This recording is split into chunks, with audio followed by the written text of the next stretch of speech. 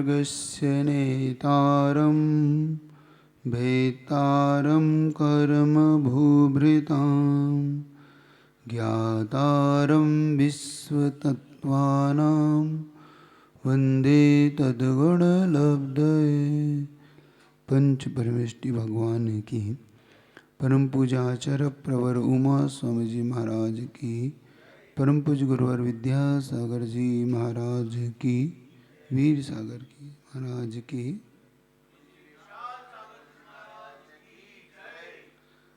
चलिएगा, अब सबसे श्रेष्ठ सूत्र और सबसे जानकार वाला सूत्र, जिसके कारण हमें क्यों ऐसे कार्य करने पड़ जाते हैं। हम इस दुर्लभ मनुष्य पर्याय को पाकर भी क्यों दूसरे के घर हमें झाड़ू लगाना पड़ती है, क्यों हम किसी के आगे हाथ फैलाते हैं, किसी की गंदगी क्यों उठाते हैं, क्यों किसी के बर्तन मांजते हैं, क्यों किसी के कपड़े धोते हैं। हम ऐसा कौन सा कार्य कर जाते हैं जिसका फल हमें ऐसी मनुष्य पर्याय मिलने पर भी हमें भोगना पड़ता है।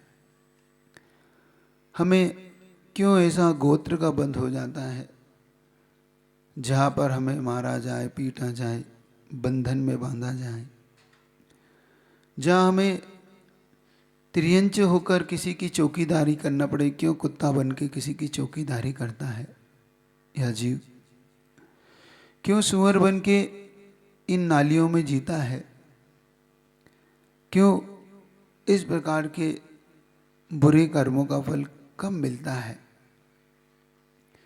ऐसी कौन सी वो कर्म की प्रकृति है जिसे बांध लेता है यह जीव, बाद में इसे पछताना पड़ता है। 8 कर्मों में हमने देखा, ज्ञान को अंतराय डालने पर ज्ञानावरणी बनता है, दर्शन में अंतराय डालने पर दर्शनावरणी बनता है, किसी के दुख देने पर उसे दुख सुख शोक करने पर वेदनी बनता है, दुख साता वेदनी अशाता वेदनी, 2 कर्मों का बंध बनता है। ज़्यादा मोह करने पर मोहनी कर्म का बंध होता है। आयु कर्म हमने देख लिया, लोभ करने से नरक जाता है, लोभ को घटाने से मनुष्य बनता है, और जब वह देव पर्याय में जाता है तो सम्यक दर्शन आदि के प्रभाव से वह व्रत नियम लेकर वह देव बन जाता है। त्रियंच में मायाचारी करता है, त्रियंच बन जाता है। इस प्रकार से 4 आयु को देखा। फिर हमने देखा आयु के बाद हमारे आगे कर्म आए नाम कर्म के। शुभ नाम कर्म, अशुभ नाम कर्म हमने बंध को प्राप्त हुए, उन्हें देखा। अब आ रहा है आपका गोत्र कर्म। गोत्र कर्म का मतलब होता है, व्यक्ति 2 प्रकार के गोत्र होते हैं, नीच गोत्र और उच्च गोत्र। थोड़ा इस विषय को अच्छी तरह से जानने का और समझने का पुरुषार्थ करना, आपको समझ में हर तरीके से आएगा कि हमारे तीर्थंकर और आचार्य परमेश्वर ने कितना स्पष्ट हमारे सामने इसे करके रखा है। जैसे कुंभकार छोटे और बड़े बर्तन बनाता है, ऐसे ही गोत्र हमें छोटा और बड़ा बनाता है।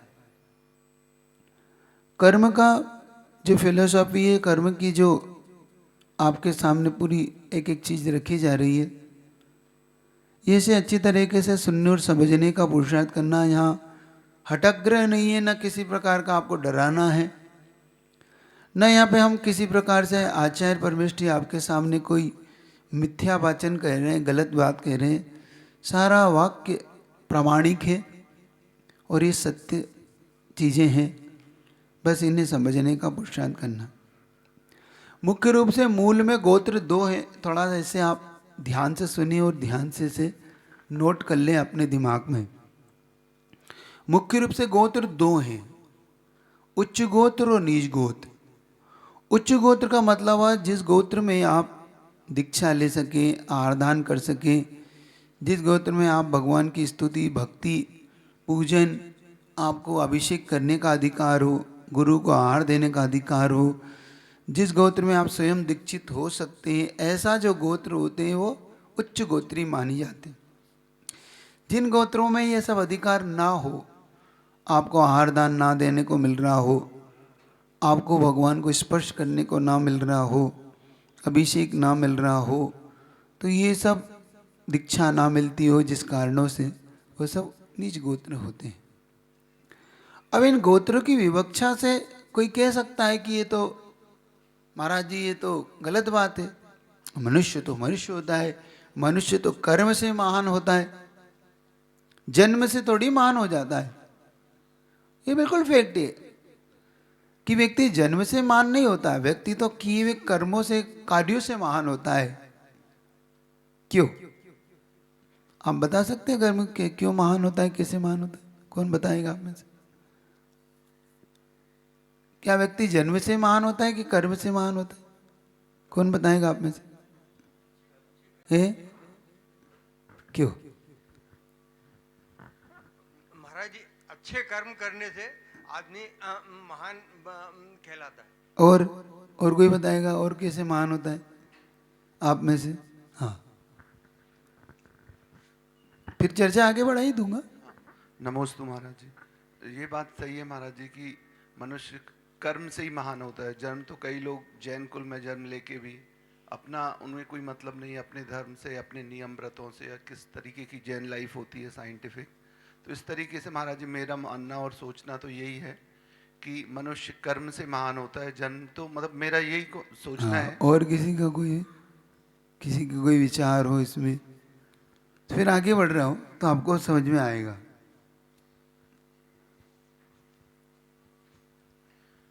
नमस्ते महाराज जी, कर्म से ही महान होते हैं, क्योंकि हमने देखा है कि कई ऐसे महापुरुष हुए हैं जिन्होंने भले ही किसी भी गोत्र में जन्म लिया है, लेकिन वो अपने कर्मों से, अपने चाहे वो सोशल वर्क हो, चाहे वो देशभक्ति हो, उसके वो करने से लोग उनको रिकॉग्नाइज करने लगे और महान मानने लगे। ठीक, अब मैं बताता हूँ। हमारे यहाँ पर गोत्र की व्यवस्था 2 मूल में है, लेकिन इसके 6 पार्टे हैं। अब ये आपको समझने वाला विषय यहाँ से आएगा कि जन्म से महान और कुल कर्म से महान में क्या डिफरेंट है, और जैन दर्शन की फिलोसफी में इसे कैसे अपनाया गया। उन्होंने पहले कहा उच्च गोत्र, पहला भेद बनाया। दूसरा भेद बनाया उच्च गोत्र। तीसरा भेद बनाया उच्च नीच गोत्र। चौथा भेद बनाया नीच उच्च गोत्र। पांचवा बनाया नीच, और छठा बनाया नीच नीच गोत्र। इसके 6 भेद किए उन्होंने। जन्म भी जिसका महान कुलों में हुआ और जिसके कार्य भी महान हो गए, वो उच्च गोत्री हो गए, क्योंकि जिनके प्रकृति ने जिन्हें उच्च कुल में जन्म दिया, एक तो उनके साथ उच्चता ये थी। फिर उन्होंने अपने सोशल वर्क हो चाहे कोई भी हो, हर प्रकार से अच्छे कार्य की, हेल्प की, मदद की। ऐसे बहुत से लोग हैं जिनके ऐसे जन्म भी हुए और कर्म भी हुए, तो ये सब उच्च गोत्री हैं। फिर जिनका जन्म तो उच्च गोत्र में हो गया, लेकिन वो मध्यस्थ जैसा ही जीवन जी गई, ना ज़्यादा उन्होंने नीच काम किए ना बहुत अच्छे काम किए, लेकिन ठीक ठीक सो कह सकते हैं। तो ये उच्च गोत्री हो गए। लेकिन जिनका जन्म उच्च गोत्र में तो हुआ, लेकिन कार्य सारे निकृष्ट किए उन्होंने, मतलब व्यसन करना, ड्रिंक करना, वेश्यागमन करना, और उच्च कुल में जन्म लेके भी नीच कार्य करना, सारे काम पाप के काम करना, चोरी करना। जैसे कि अंजन चोर का जन्म उच्च कुल में हुआ, क्षत्रिय कुल में हुआ, लेकिन उसने चोरी करके, चोर का वो पूरा कार्य करके उच्च होकर भी नीच गोत्री हो गया। ये कहलाता है उच्च नीच। और तीर्थंकर उच्च गोत्री, कुल भी उच्च और कार्य भी उच्च। तीर्थंकर उच्च गोत्री, ऐसे बहुत से चक्रवर्ती हुए जिन्होंने उच्च गोत्र में जन्म लिया और कार्य भी उच्च किए। तो ऐसा करना, ठीक है। और एक सामान्य से उच्च गोत्री मैंने कह ही दिया। फिर होता है नीच उच्च। कुल तो उन्होंने कर्म के उदय में या कहूँ प्रकृति की ने उन्हें ऐसे जगह जन्म दिया, लेकिन उन्हें पुरुषार्थ से अपने आप को इतना ऊंचा उठाया कि वो नीच कुल में भी जन्म लेने के बाद उन्होंने ये साबित किया कि नहीं, हम उच्च कुल के लायक हैं, चाहे हमारा जन्म इस जगह हो गया। तो ये नीच में भी उच्च कहलाते। ऐसे बहुत से लोग हैं जो गुरुदेव से जुड़े हुए थे। रामटेक के पास ऐसे खापरखेड़ा ऐसा गांव है जहाँ पर जिनका जन्म हम कहते हैं कि शेड्यूल कास्ट में हुआ, लेकिन उन्होंने ऐसा कार्य कर लिया कि वो बहुत ऊंचे कुल के हो गए, वो उच्च कहलाने लगे, उनके कार्य उच्च हुए। उन्होंने सच्चे देव सद्गुरु की भक्ति शुरू कर दी।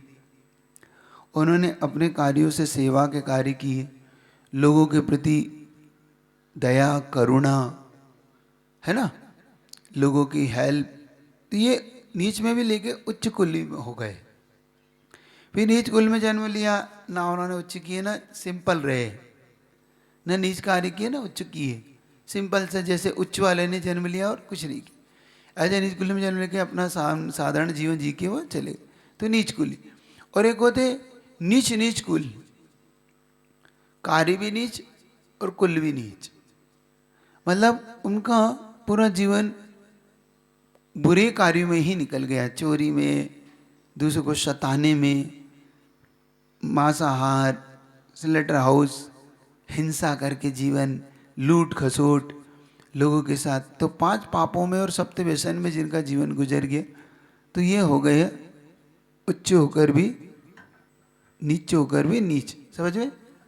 तो जैन फिलोसफी की में ऐसा नहीं मानना कि हमारे यहाँ एकांत से उच्च है तो उच्च ही है। नहीं, अगर आपकी कार्य करने की दृष्टिकोण खराब है, ध्यान रखो, आप उच्च होकर भी, हाँ, कोई ठेकेदारी नहीं कि आप उच्च हो गए तो उच्च हो ही गए। आपको जन्म मिल गया प्रकृति से, ध्यान रखो अगला जन्म कहाँ होने वाला है। समझ रहे हो? तो अब ये 6 प्रकार की विवक्षा आपके साथ याद रखना। तो ये 6 प्रकार के जो गोत्र के भेद हैं, ये आपको सतर्क करेगा आगे के कार्य करने में। ये सतर्क रखेगा आपको आगे की लाइफ कैसी जीना है। ठीक है? तो इन चीज़ों को आप बड़ा सावधानी से समझ के आगे बढ़ेंगे। अब ये बंधता कैसे, ये हमारे जीवन में इसका आश्रय कैसे होता है, ये प्रकृति कैसे आती है। ठीक है? तो ये समझिए, सूत्र नंबर 25 अध्याय 6। यहाँ से आपको समझ आएगा कि हमारे यहाँ पे ये सूत्र क्या कह रहा है। पढ़िएगा मेरे साथ। परात्म निंदा प्रशंसे सदसद गुणोच्छादनोद भावने, नहीं पढ़ पा रहे, च नीचेर गोत्रस्य, जोर से बोलो, परात्म निंदा प्रशंसे सदसद गुणोच्छादनोद भावने नीचा नीचेर गोत्रस्य। सदसद बोलो, सदसद, सदसद, स बोलो फिर दसद बोलो, सदसद। सा मत बोलो, मात्रा मत लगाओ सा में, सदसद। सद असद है एक्चुअली में वो, तो स दसद बोलोगे तो वो सूत्र आपका बन जाएगा। जो आगे अंतिमता है वो रस्व है, रस्व मतलब आप मात्रा से रहित थे इसलिए। तो परात्म निंदा प्रशंसे सदसद गुणोच्छादनोद भावनी च नीचेर गोत्रस्य। अब इसका अर्थ हुआ पर आत्मा की निंदा।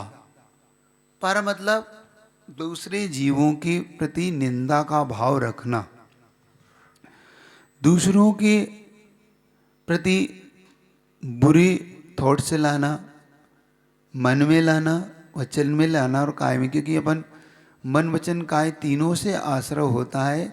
प्रथम सूत्र से आप देखकर आ रहे हैं ना।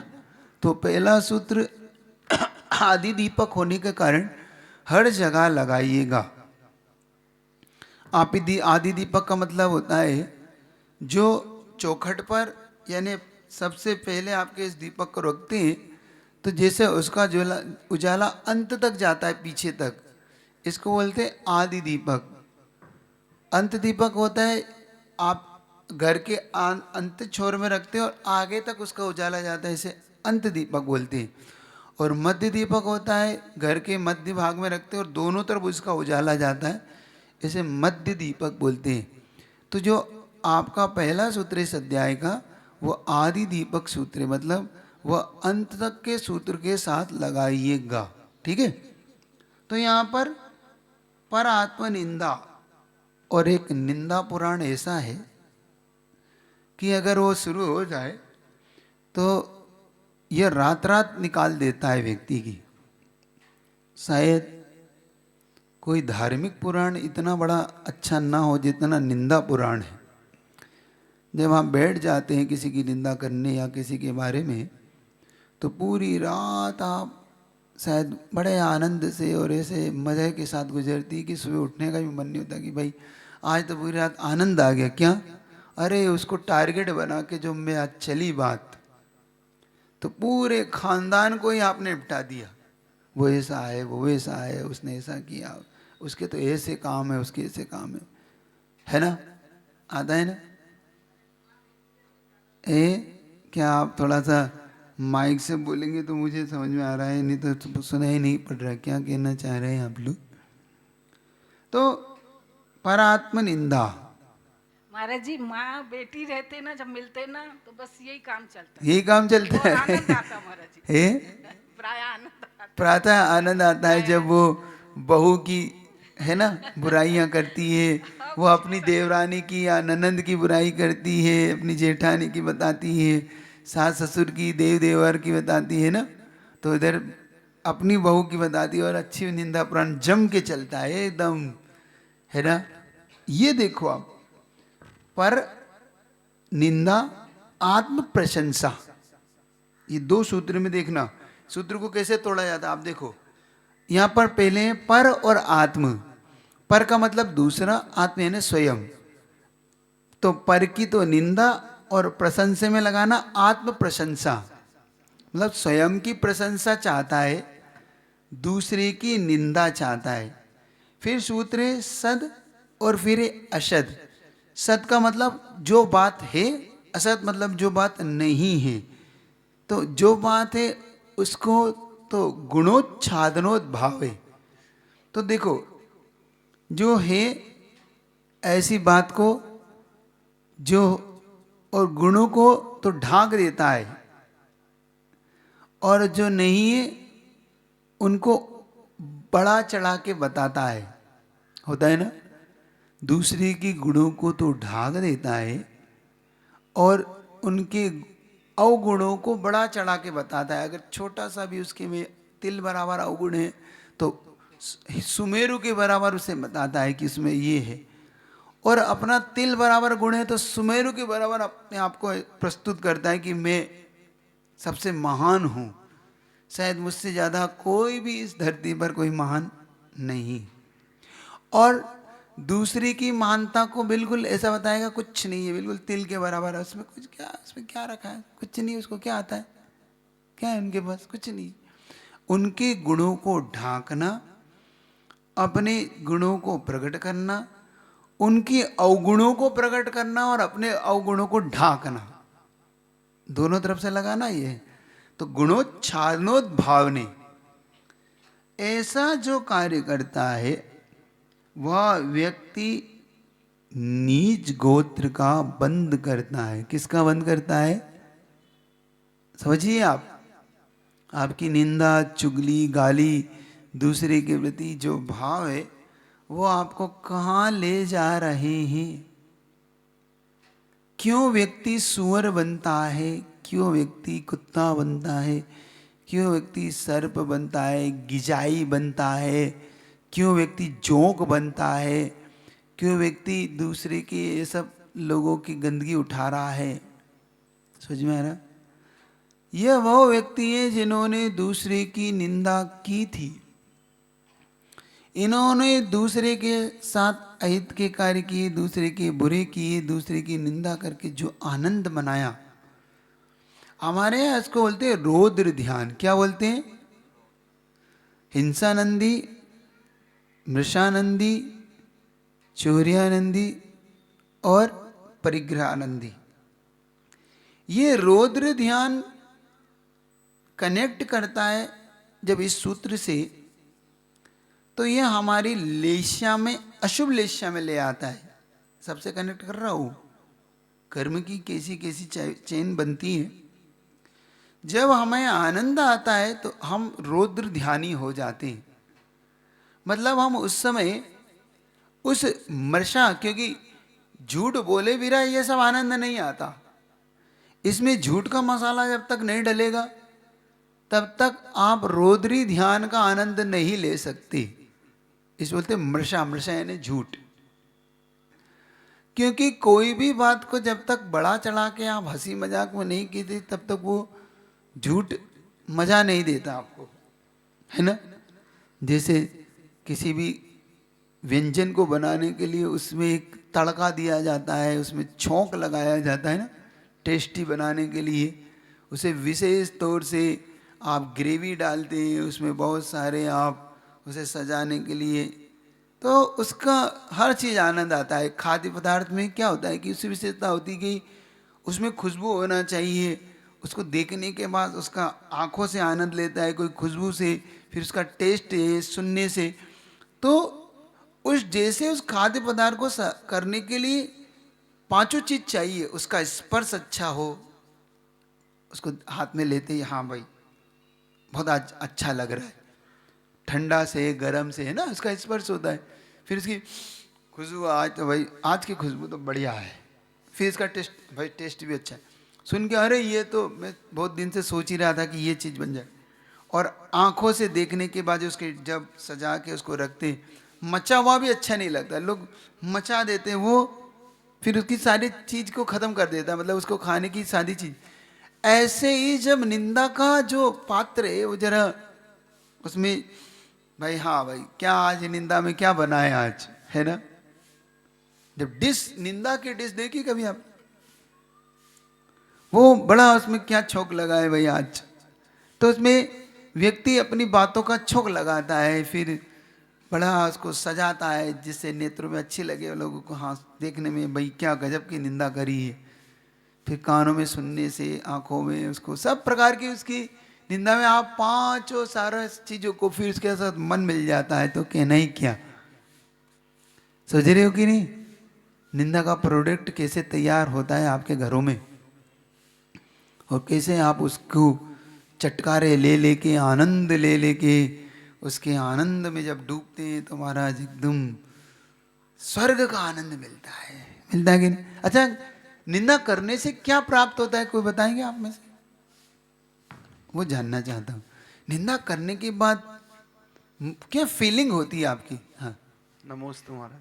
महाराज जी ऐसे भी बोलते हैं साइंस में कि जैसे मन में कुछ है उसको 5 मिनट या 10 मिनट के लिए किसी को बता दो तो आप ब्लड प्रेशर और मानसिक शांति मिलती है। तो मतलब 5-10 मिनट करने में जो भी यथा स्थिति, उसको बड़ा चढ़ा के नहीं, तो उससे भी बहुत अच्छा लगता है। नहीं ये तो देखो साइंस ने तो आपको दिया था कि जैसे फर्स्ट एड होने के लिए, डिप्रेशन से बचने के लिए तरीके दिए थे कि भाई मान लो पापा ने डांटा और गुस्सा आ रहा है तो भाई आप कह दो, तो वो निंदा नहीं है। मैं तो निंदा का जो आनंद है वो पूछना चाह रहा हूँ। वो प्रश्न क्या है वो समझे नहीं आप।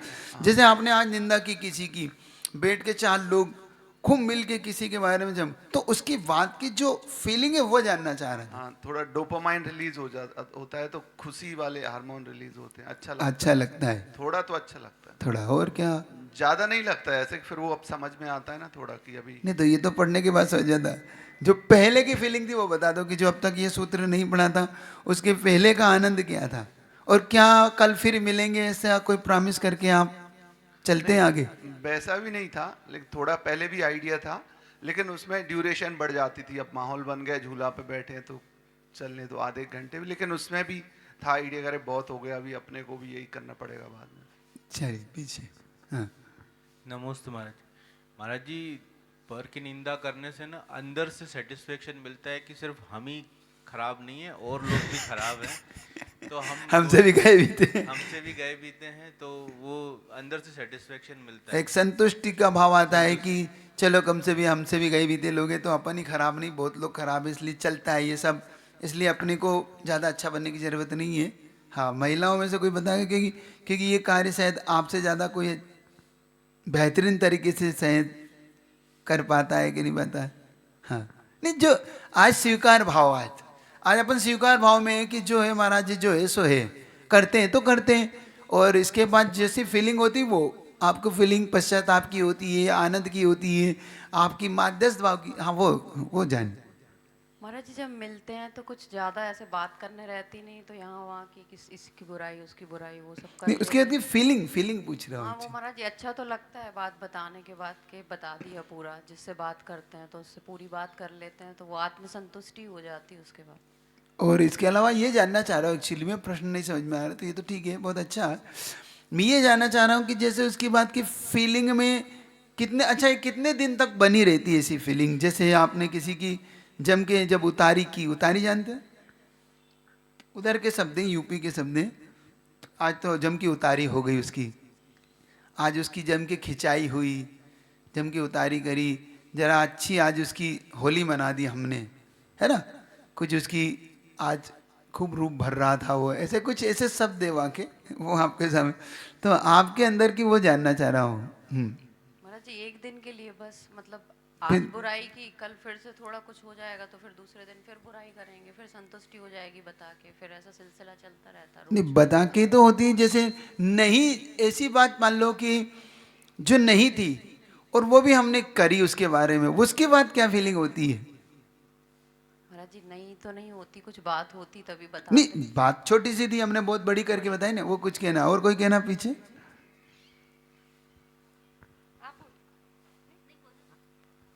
नमस्ते महाराज जी। महाराज जी ये पश्चाताप की हमें ऐसा नहीं कर, मतलब ऐसे फीलिंग आती है, मुझे तो आती है कि मुझे ऐसा नहीं करना चाहिए था, आगे से मैं ऐसा नहीं करूँगी।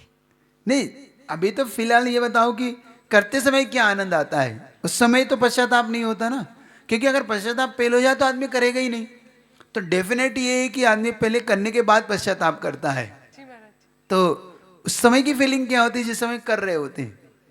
बस मन का सारा सब ब- उतार खाली कर भड़ास, देते। सारी भड़ास निकाल दी और हम रिलैक्स हो गए। रिलैक्स हो। चलिए पीछे। करते समय तो उसकी कुछ बातें हमको दूसरे को बताना चाहिए, इसलिए हम करते हैं, और तुरंत बाद में हमको पश्चाताप हो जाता है कि अपन ने ये नहीं बोलना चाहिए था। तो फिर आगे आपने कभी ऐसा संकल्प किया कि आगे नहीं करेंगे? ऐसा संकल्प किया है, नहीं तो लेकिन टूटा कि वो बना रहा? नहीं, ये पहले तो निंदा बोले तो सच्चाई बताना भी निंदा हो सकती है, बुराई बताना भी नहीं, निंदा ही सच्चाई को जैसे उन्होंने कहा ना कि महाराज जहाँ आग होगी वहीं धुआं होगा, लेकिन आग कितनी थी और हमने कितनी बना दी? वो आग थी कि भाई उससे रोटी भी नहीं बन सकती, मतलब उससे चाय भी नहीं बन सकती, और हमने कह दिया वहाँ तो भयंकर धुआं, मतलब आग ही आग हो रहा है, हमने ऐसा पूरा वन को ही जला डाला, तो वो होती है निंदा। अब अग्नि थी तो हमने कहा हाँ भाई थोड़ा थोड़ा सा कुछ लग रहा था, अब हमें ज़्यादा उसके बारे में नहीं, हम उसकी चर्चा भी नहीं करते, तो एक फीलिंग होती है कि भाई चलो अग्नि को वहीं बुझाना है ना, एक लगाना, और एक उसमें हमारा रोल क्या रहता है, एक्चुअली में हम किस रोल में होते हैं, भूमिका हमारी क्या होती है, वो जानना चाह रहा हूँ कि आप किस भूमिका में होते हैं। जब आपको पता पड़ता है तो वो भूमिका में, अब अगला प्रश्न बदल दिया मैंने, वो आप अगर फीलिंग का बताना चाहें तो वो, और आपकी भूमिका जानना चाहता हूँ कि उसमें कितनी भूमिका आपकी होती है कि भाई ऐसा करने में, हाँ भाई ठीक है चलने दो, होता है सब, तो चलने दिया जाए। नहीं, हम बुराई तो नहीं, लेकिन जो सच्चाई है उसमें ये ऐसी निंदा वो हम करते बड़ा हैं। चढ़ा के बताते हैं कि नहीं, उतनी ही नहीं, बता देते हैं? नहीं, बड़ा चढ़ा के नहीं बताते हैं। चलिए, और कोई? हाँ, तो वही तो कह रहा हूँ कि भाई 1 मिनट की बात थी, उसने पूछा और हम चाहते थे कि नहीं कोई खास बात नहीं है, वो तो थोड़ा सा गलतियाँ हो जाती किसी से, हो गया होगा, तो ये कह के हम रफा दफा करते, हम उसे लगे हाँ वो ऐसा था बिल्कुल सच से, तो इसका मतलब वो बात बढ़ा चढ़ा के तो हुई है, कम कहाँ हुई है? हाँ, नमस्ते। सहज भाव रहता है महाराज जी, ऐसा निंदा करने का इतना हमेशा के लिए मौका नहीं रहता है कि निंदास्पद उनका काम हो लेकिन सहज भाव से प्रतिक्रिया के रूप में सामान्य आदमी वैसी प्रतिक्रिया देता है, उसके दिल में ऐसा इतना कोई ज्यादा महसूस नहीं रहता कि अपन क्या बोल रहे हैं, सहज निंदा भाव रहता है। सहज मतलब उनका कहना है सरलता में निंदा हो जाती है, मतलब वो सहज बैठे बैठे ही बातें निकल आती है और हम शुरू हो जाते हैं, मतलब उनको इंटेंशन मतलब उसको विशेष मतलब लक्ष्य करके नहीं है हमारा, है ना। बैर नहीं रहते उसमें।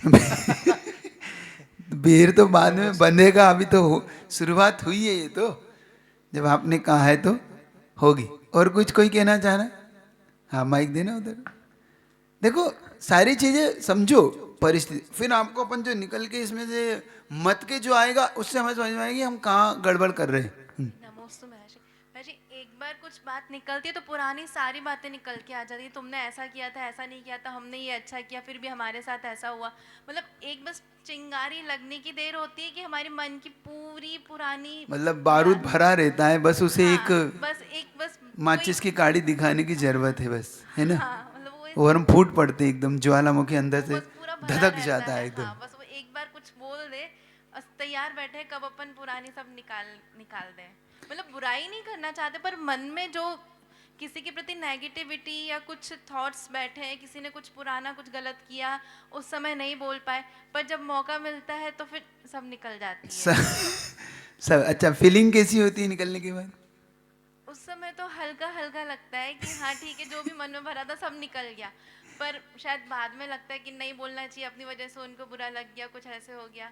पर उस समय तो हल्का लगता है कि हाँ ठीक है, बहुत दिन से उनके प्रति या किसी और की बुराई है या किसी ने कुछ किया है, तो वो लगता है कि सब निकल गई अपने मन की। कुल मिला के हम अपनी सारी बुराइयों को लेके लोगों की जो अपन करते हैं, हम कितना ही यहाँ पर सफाई दें, उसे पहले पकड़ो।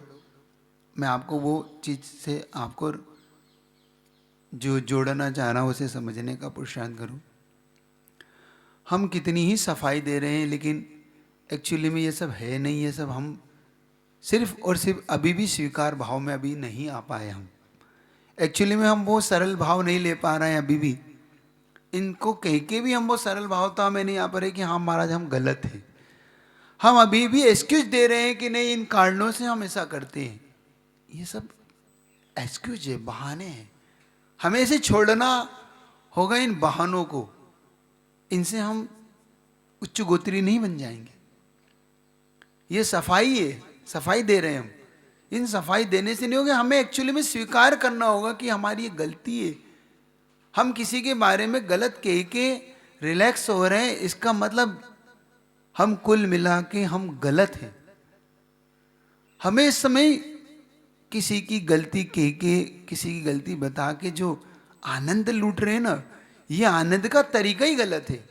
ये आनंद नहीं है, ये नीच गोत्र बनने के कारण है। समझो इस बात को।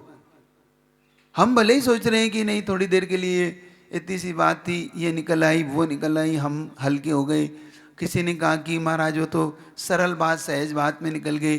किसी ने कह रहे कि नहीं महाराज जी वो तो थोड़ा हम जो सच था हमने तो वैसा बताया। फिर किसी ने कहा नहीं बात छोटी थी, हमने बहुत बड़ी करके बताई। किसी ने कहा कि नहीं वो महाराज थोड़ा सा बैठते हैं तो बातें बन ही जाती है चार। हम कचरा घर नहीं है ना, हम किसी के कचरे को ले जाने के लिए हैं। याद रखो, कोई हमसे कुछ भी कहे, हम ना डस्टबिन है ना हम कचरे की गाड़ी हैं, आया डाल के चला गया। नो, वहाँ पे आप लिखिए नहीं, कृपया कोई भी ऐसी चर्चा ना करें हमसे।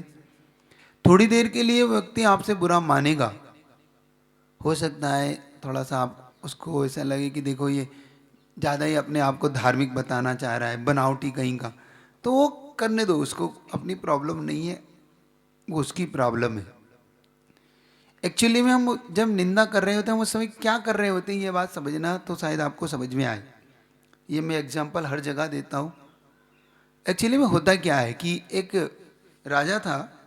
वो राजा अपने राज्य में एक दिन घूमने निकला, तो वो घूमते घूमते राज्य से बाहर चला गया, और बाहर गया तो देखता है एक साधु बैठा हुआ है, और वह साधु अपने ध्यान में बैठा हुआ है, ना जाने उसे एक कौतूहल उसके अंदर आया। उसने उस साधु के ऊपर, वहाँ पे गोबर था, वो गोबर उठा के उसके ऊपर फेंक दिया साधु के मजे लेने के लिए। या साधु कितना हाइपर होता है, साधु क्या कहता है। तो साधु था, साधु जीवन में कुछ नहीं। वो सहन करते गए और ये अपना कार्य करके वहाँ से हंसता हुआ जैसे करके और निकल गया। लेकिन उस रात उसे नींद नहीं आई। वो जब सोया तो उसे ऐसा बहुत गोबर का पहाड़ दिख रहा है, गोबर ही गोबर दिख रहा है बहुत सारा। और वो रात परेशान हो गया कि, और क्योंकि जब ऐसे सपने या इस तरीके आते हैं तो आदमी को नींद नहीं आती, बार बार वो सोने का पुरुषार्थ करता, वही दिखता, फिर सोने, तो उसे नींद नहीं आई। 1 दिन हो गए, 2 दिन, 3 दिन, लगातार यही चलता रहा, सुबह शाम उसके विचारों में, मन में। तो थोड़ा सा मतलब 2-3 दिन हो जाए नींद नहीं हो तो फिर आदमी के चेहरे पे सारे प्रकट होने लगते उसके लक्षण। और मंत्री इस बात पे ध्यान रहे कि शायद राजा को नींद पूरी नहीं हो रही है, इसलिए सभा में ज़्यादा उदासीन से है, बिल्कुल चेहरे पे उड़ जाया हुआ, झपकी सी मार रहे हैं और बिल्कुल वो सब उनके। तो एक दिन मंत्री ने एकांत में पूछा कि अब सभा में पूछना अच्छा नहीं, तो एकांत में पूछा, राजन मैं आपसे कुछ जान सकता हूँ क्या? हाँ बोलो। तो उसने कहा कि मुझे लग रहा है कि आपके बहुत दिनों से नींद नहीं हुई है, या आपको टेंशन है या कुछ बात है, तो मैं आपकी कोई हेल्प मदद कर सकता हूँ। मैं आपका, चूँकि मंत्री होने के नाते मेरा कर्तव्य था, तो मैं आपसे पूछ रहा हूँ, आप अन्यथा ना ले, और अगर ये मुझे योग्य समझे तो मुझे बताएं, ताकि मैं अगर चूँकि अपने कर्तव्य को कर पाऊँ।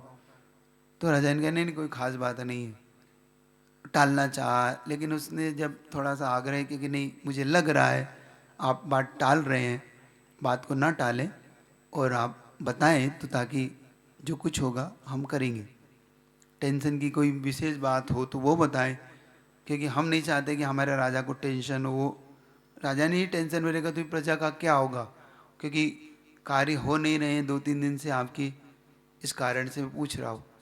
तो फिर उसने अपना ओरिजिनल बताया कि मुझे नींद नहीं आ रही है, और नींद का कारण बताया तो मुझे गोबर ही गोबर दिखता, वो समझ नहीं पा रहा हूँ क्या।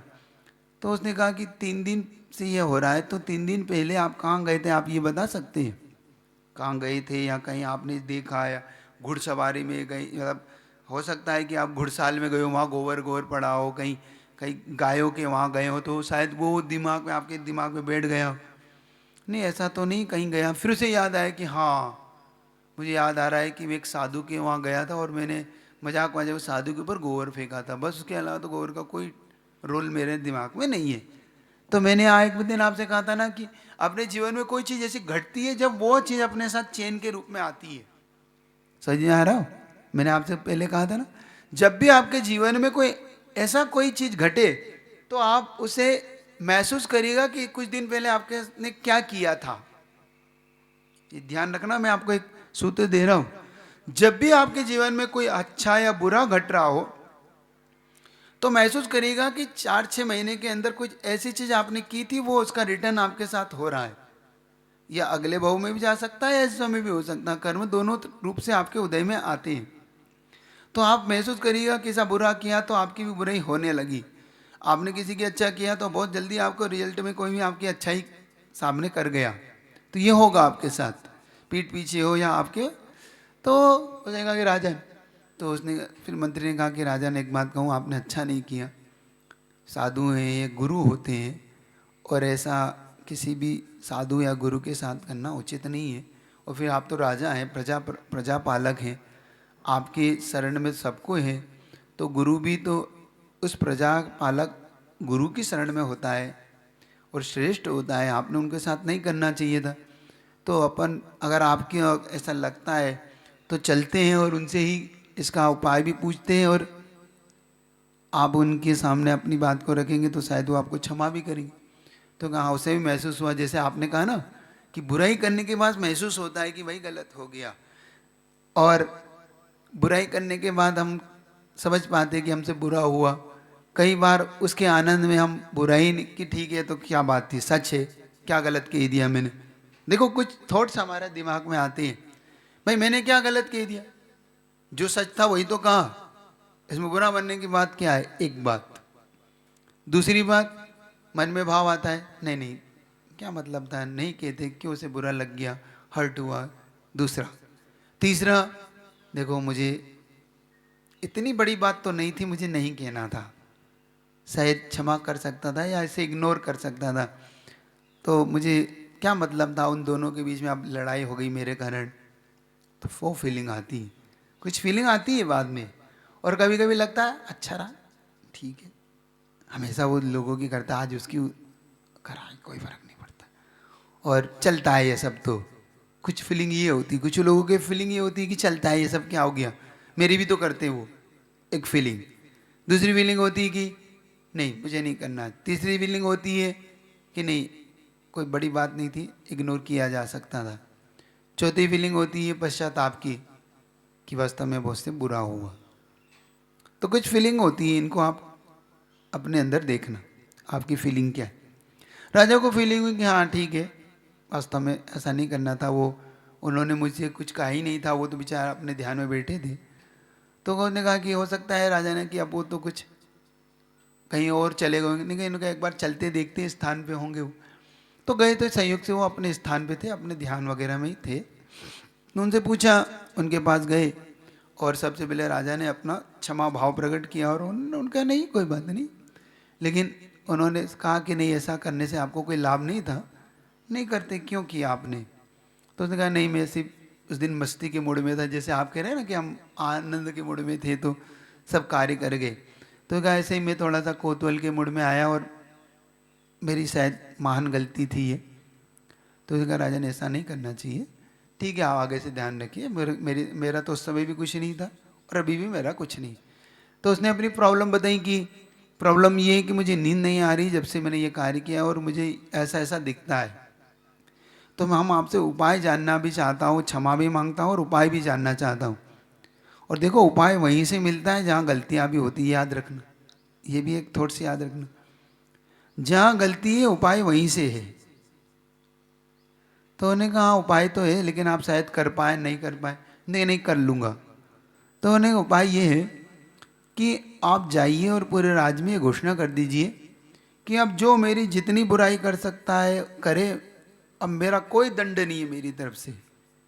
सुन रहे हैं आप लोग? उपाय कठिन है, कर सकते हैं ऐसा उपाय कि आप मेरी जितनी चाहे बुराई करो, मैं को बुरा नहीं मानूंगा। आप और मुंह पे कर सकते हो, पीठ पीछे करो, जिसको करना हो खूब करो।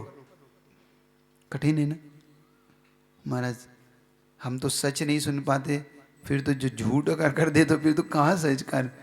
तो लेकिन उस राजा ने इस उपाय को स्वीकार किया और मंत्री ने भी कहा कि नहीं राजन उपाय तो स्वीकार करिए, दंडी ही समझ के कर लीजिए। और उसने स्वीकार कर लिया और घोषणा हो गई पूरे राज्य में। और जैसे ही छूट मिली आदमियों को, अरे फिर तो कहना ही क्या, अब तो भड़ास जिसको कहते हैं ना, भड़ास निकाल गई महाराज।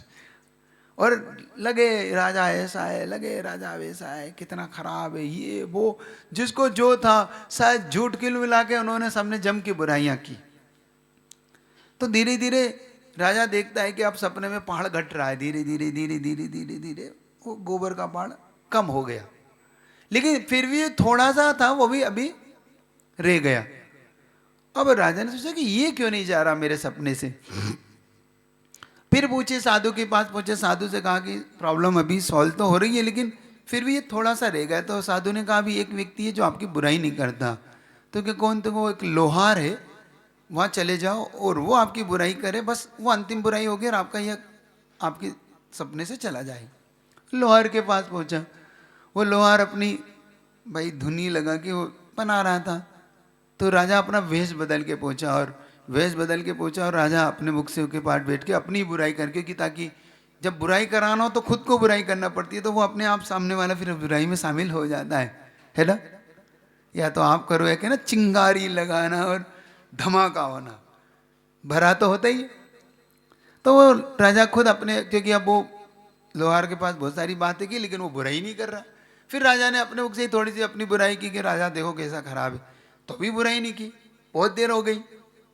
अब राजा ने सोचा कि ये बुराई तो कर ही नहीं रहा, तो फिर उसने कहा, वहां से उठ के जाने लगा। तो लोहार कहता है सुनो राजा, मैं किसी की बुराई नहीं करता। तो उसको लगा अरे इसने तो मुझे पहचान लिया लगता है। तो क्या आपने मुझे पहचान लिया, मैं राजा हूँ? हाँ, मैं आपको अच्छी तरह से पहचान चुका हूँ कि आप राजन हैं। तो फिर उसने कहा कि भाई तुम बुराई क्यों नहीं करते? आज इसका उत्तर आपको दे रहा हूँ, और इसके बाद मन हो तो बुराई करना, नहीं हो तो नहीं करना, छूट भी देता हूँ। आप इसके बाद उसका उत्तर सुनने के बाद मन बनाना कि हम किसी की बुराई करके क्या पाते और क्या हमारे जीवन में घटता है। तो उसने कहा कि राजा ने पूछा कि आप बुराई क्यों नहीं करते हैं? तो उसने कहा राजन, मैं बुराई इसलिए नहीं करता क्योंकि मैं किसी के हिस्से का गोबर नहीं खाता। क्या? मैं किसी के हिस्से का गोबर नहीं खाता। जिन्होंने बुराई की है उन्होंने आपके हिस्से का गोबर खा लिया, इसलिए आपका गोबर चला गया। समझ रहे हो? अगर आप बुराई करते हो तो क्या करते हो? क्या करते हो आप? किसी के हिस्से का। अब ये तो मैंने छोटी बात कही, उसमें तो कहानी में तो और कुछ था, उसमें तो बिष्टा लिखा था, टॉयलेट लिखा था वहां, कि आप किसी के हिस्से की गंदगी खा रहे होते। सुअर क्या करता है?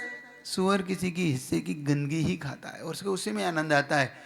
तो हम बुराई करके हम सुअर तो नहीं है, हम सुअर के रोल में तो नहीं है, हम किसी की गंदगी तो नहीं खा रहे।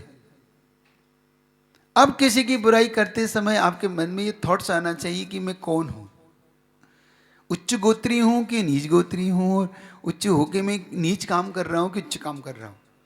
पहला, आगे मेरा गोत्र क्या होगा? नीच गोत्री, क्योंकि उन्होंने कहा परात्म निंदा आत्म प्रशंसा। जब हमारी आत्म प्रशंसा की भूख बहुत बढ़ती है, हमें अंदर आत्म प्रशंसा की चाहत होती है, और ये हर किसी के अंदर होती है, पहला। लेकिन पर की निंदा करके अपनी आत्म प्रशंसा चाहना, ये सबसे ज्यादा नीच गोत्र का काम है, निकृष्ट से निकृष्ट काम है। अपनी प्रशंसा हो सकता है कि फिर भी ठीक है कि ठीक है भाई, मेरे लिए कोई क्या अच्छा कहते हैं कि नहीं कहते हैं, लेकिन मैं अच्छा करता हूं कि नहीं करता हूं ये नहीं सोचते हम अच्छा चाहते हैं कि मेरी अच्छी प्रशंसा हो तो मैं अच्छा करूं। मैं अच्छा करूंगा तो अपने आप आत्म प्रशंसा की भूख मेरी कहाँ? और ये आत्म प्रशंसा की भूख ऐसी भूख है कि इसमें आदमी कितने ही नीचे गिर सकता है, कुछ भी कर सकता है कि भाई मेरी प्रशंसा होना चाहिए, मेरा नाम होना चाहिए, मेरा लोग नाम करें। लेकिन ये बहुत नीच गोत्र के बंध का कारण है, समझे ना। फिर ऊपर से जो नहीं है ऐसी बुराइयां करना। तो जो उसने लोहार ने उत्तर दिया शायद आपके जीवन में काम आए। आज से मन बनाना कि नहीं, हमारे जीवन में ये कार्य शोभा नहीं देता। हम किसी की निंदा करके क्या पाते हैं?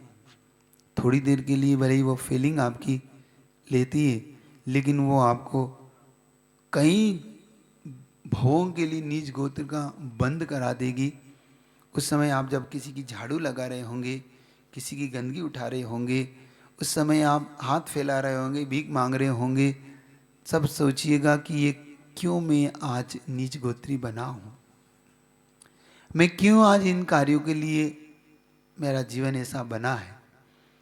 फिलहाल तो आप नहीं हैं, लेकिन उन लोग जो हैं उनको देख के अपने जीवन को थोड़ा सा सुधारिए, थोड़ा सा समझिए कि मेरे जीवन में ऐसे लोग ये दिख रहे हैं, ये सब ये क्यों ऐसे बने हैं, क्यों इनके साथ ऐसा हो रहा है। तब आपको समझ में आएगा कि वास्तविक में मैं तो नहीं इस ओर बढ़ रहा हूँ। समझ में आ रही बात? नहीं आ रही? सूत्र समझ में आ रहा? इस सूत्र को आगे शायद कल भी लूँ, कल शायद 16 तारीख है, तो विशेष दिन तो है ही आपका कल। तो वो तो अब कल तो फिर भी क्लास तो लगा ही सकते, क्योंकि वो तो दोपहर का कार्यक्रम है, तो क्लास तो लगी जाएगी। तो बहुत अच्छे से इसे समझिए, सीखिए। आगे और भी इसके कारणों को आपके सामने लाऊंगा। फिर इसका विपरीत होता है उच्च गोत्र, वो भी कैसे बनता है समझिएगा। बहुत सारी चीज़ें इतने रखता हूँ, तो फिलहाल आपको बहुत कुछ समझ में आ गया होगा। बोले गुरुदेव विद्यासागर जी महाराज की।